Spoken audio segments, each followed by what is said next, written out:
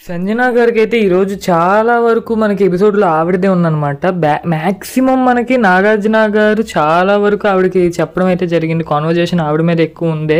అంటే మిగతా వాళ్ళ మీద కూడా పాయింట్స్ ఉన్నాయి. సంజన గారిది ఎక్కువసేపు వచ్చింది. ఎందుకంటే కూడా ఆవిడ సారీ అనేది చెప్పట్లేదు అనమాట. బేసిక్‌గా నాగార్జున గారు ఎపిసోడ్ బిగినింగ్ నుంచి ఆవిడ టాపిక్ అయ్యేంత వరకు కూడా ఆయన డైరెక్ట్‌గా కాకపోయినా ఇండైరెక్ట్‌గా సంజన గారి దగ్గర నుంచి ఒక సారీ ఎక్స్పెక్ట్ చేస్తున్నారు. ఆయనే కాదు ఆడియన్స్ అందరూ కూడా ఒక సారీ ఎక్స్పెక్ట్ చేస్తున్నారు.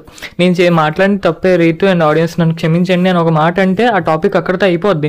కాకపోతే సంజన గారు సారీ అనేది చెప్పడానికి ఇష్టపడ్డదు. ఆవిడేం ఫీల్ అవుతున్నారంటే నేను చెప్పింది, నేను చూసింది నేను చెప్పా. వాళ్ళిద్దరు పక్క పక్కన కూర్చొని నాకు నచ్చ జస్ట్ మై ఒపీనియన్, నా ఒపీనియన్ నేను షేర్ చేశాను. సో నేను ఎందుకు సారీ చెప్పని సంజన గారు అన్నారు. సంజన గారు ఇంటెన్షన్ గుడ్ అయి ఉండొచ్చు ఆవిడ వరకు. కాకపోతే ఈ అండర్ ఆడియన్స్ ప్రకారం అండ్ చాలా మందికి అది బ్యాడ్ అనిపించింది కాబట్టి ఈవెన్ హోస్ట్ కూడా వచ్చి నువ్వు చేసింది తప్పే సంజన, అంతమంది నిన్ను తప్పు అని అంటున్నారు కాబట్టి నువ్వు చేసిన తప్పే, అయినా నువ్వు తప్పులా ఒప్పుకోవట్లేదు అని నాగార్జున గారు సంజన గారు అన్నా సరే ఆవిడ ఒప్పుకోలేదు. ఇంట్లోంచి వెళ్ళిపోవడానికి సిద్ధపడింది, ఉండడానికి సిద్ధపడింది. ఫ్రాక్షన్ ఆఫ్ సెకండ్స్లో ఆవిడ డిసిషన్ మార్చుకుంది. ఏదో అటు ఇటు తిరిగి ఆఖరికి సారీ అనేది చెప్పడం జరిగింది రీతు గారికి ఆడియన్స్కి. అది కూడా తను అంటే మనస్ఫూర్తిగా ఏం చెప్పినట్లు అనిపించలేదు. బట్ ఆ టాపిక్ని అయిపోవాలి కాబట్టి ఇంకా అక్కడ సారీ అయితే చెప్పారు. బట్ ద మ్యాటర్ ఈ సంజన గారు ఇంతసేపు సారీ చెప్పకుండా ఈ విషయం డ్రాక్ చేయడం కరెక్టేనా?